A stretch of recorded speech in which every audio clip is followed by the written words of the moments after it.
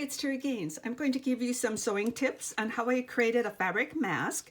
It has adjustable elastic on the side, so you can adjust this on behind for both ears.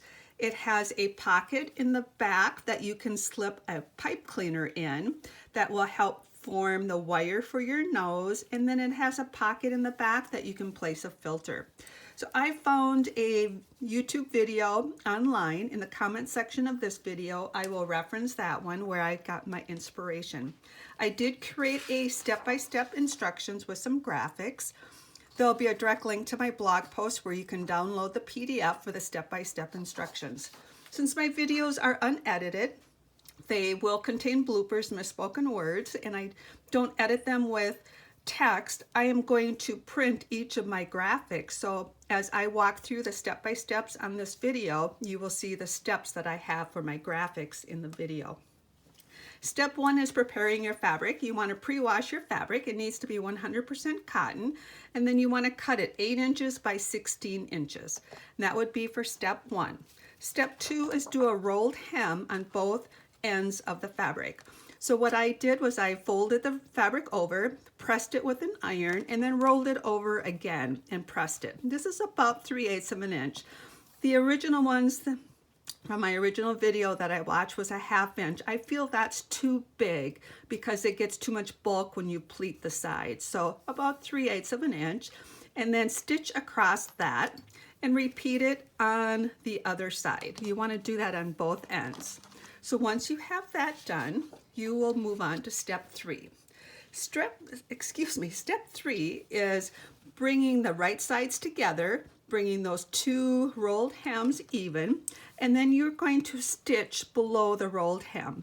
I went about a 1/2 inch seam here, and as I made more, I went a little bit closer, but you want to be underneath your rolled hem, and your fold is on the bottom. Once you have that stitching done, you're going to do step four. Step four will be just moving that seam, flattening the seam, and then having that towards the top. And this is going to be the back side. So if your fabric had a direction to it, this is the front side. So make sure that you fold this and then press it so your fabric on this piece of the paper, if it's directional, or piece of the fabric, I'm used to stamping, so I'll call this fabric paper, is directional. This is the top. So once you have that, you need 4 hair bands. And I'm using hair bands that, just the regular hair bands. You want to make sure you got some good elastic to this, or some give there. And then I'm cutting them close to this wire piece. And I'm using that wire piece as the end, then I don't have to worry about it fraying. Then I'm going to take, I need 1 per corner, so 4 per mask, and I'm going to place it in the middle. This fabric is right side as the inside. I'm going to place it in, and then I will take a pin and just hold that into place. I do that for all 4 corners. And then once you have that, you're going to take it to the sewing machine and you're going to sew a seam. It's about a 1/2 inch seam down the sides. My suggestion for the instructions and on the graphics is to secure and do additional stitches over the hairband because you want to make sure that's nice and secured. So you want to do that for all 4 corners, and again, a hairband in all 4 corners, and sew both seams. So once you have that part done, it's going to look like this. So we have our right side together. In here we have our fabric stitched, and we have a hairband in each corner. So step 6 would be turning this right sides out. So you just go through that opening, turn the right sides out, and then you can pull on the hairbands, will help form those corners.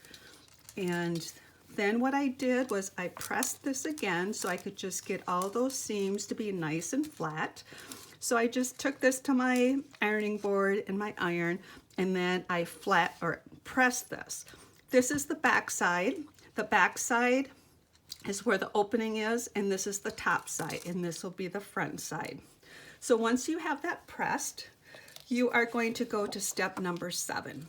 Step number 7 is where you're going to be adding pins to each side of the mask. And I found that my grid ruler works really good for this. And we started out with a 16-inch piece of fabric that folded in half would be 8 on each side. And then the original video I watched said that you want to make sure that this should be about 6.5 inches once you make your seam from the top to the bottom. Some of mine are 6.5 inches. Some of them are 7 inches like this one is. And what I did was I didn't worry about that, because if it's a little bit longer, that's okay. It's not going to be a problem at all. So next thing we want to do is add pins. The pins are marked in my graphics where we need to place those on the sides. So the pins are going to be placed in the fabric for marking our pleats. And again, if I didn't mention this, the top is up here, and we're starting with our ruler at number 1 here. So we're going to put the ruler down, and I've already done this. I put pins at mark 1, 2, 2.5, 3.5, 4, and 5 on both sides. Then what you're going to do once you have those pins, those are going to be how you pleat the sides. So this is 1 inch and this is 2 inch. The 2 inch is going to meet up to 1 inch. So they're going to meet up together. And that's what visually I'm trying to show here. Your 1 and 2 are going to meet up. The pleat goes down on the front and then goes back up. So then I'm going to take that 1 pin and press or put it on that pleat to hold that. Then 2.5 mark is here. 3.5 is going to go and meet up to 2.5. And then I'm going to take that pin and put that pin right here.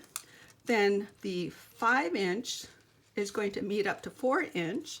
And then you'll take that one of those pins and pleat that. Then we can just straighten that up. So you got your even line there, and these 3 pins are no longer needed. You'd repeat it on this side, and then what you're going to do is take it back to the sewing machine and sew a line from the top straight through all those pleats down to the bottom. I found when I made a bigger 1/2 inch seam here, I just got too much bulk right here. So that's why my rolled hem is less than a 1/2 inch, so I can get less bulk in that part of the sewing. So once we have that part sewed, that's step 8. Step 9 would be creating a channel for the pipe cleaner. So what I did, so now this one shows it's sewn on the edge. What I did was I took the mask, folded it in half, and then I just took my pins and I started out measuring, but I just kind of eyeball it. That's about 1 inch, that's about a 1/2 inch. So I just mark a pin like so, mark a pin like here. So you can tell I'm not worried about perfection in whether it's 3 inches or 2 7/8, as long as it's close. But you don't want to put the pin through both layers. So that's going to be the area that I'm going to sew the channel. I want to make sure that when I sew it, I look at this width. It needs to be, we don't want to sew this piece to it. It's just sewing this top channel. So what I do is I bring this back to my sewing machine and make a stitch right along this line here between the 2 pins so I can get the channel for the pipe cleaner. And then this one will show you the channel for the pipe cleaner is in here. So now the pipe cleaner is a 6-inch piece of pipe cleaner. Because when you cut the pipe cleaner, you got that wire, I'd suggest to bend it and just press it together so your ends are not a sharp wire end. And then what you can do is take that pipe cleaner and place it right in that channel. And then when it's in that channel, it can be formed to go around the nose. What I do is I take it and I fold it like so, just to press it like that, and then bend it, and that begins to help me shape it. Also, I would advise you to remove the pipe cleaner when you're going to wash and dry this. And then the elastic pieces are a fisherman's knot. So a fisherman's knot is taking one end and making just a loose knot that goes around all of it. So it's probably really hard to see, but it is a loose knot that allows one end to slide here. And then again, on the other side, to complete the fisherman's knot is take the end, you're gonna wrap it around, you're gonna wrap it around and bring it through like so. And I did try to do some graphics for that, and that was harder to draw, but then it allows you to pull the ends to tighten them or slide them to loosen it. So it makes a very adjustable elastic for over the ears. And the last step, as I already mentioned, is the pipe cleaner goes in here, but do remove that before you wash it, because if you don't, it'll just be a twisted up wire inside, and then you can wash and dry these. I hope this video was helpful. As I mentioned, look in the comments section for a direct link to my blog post where I'll have a PDF tutorial you can download. Thanks for stopping by. I would love to have you subscribe to my YouTube channel. Just click the red box under the video. Stay safe and stay healthy.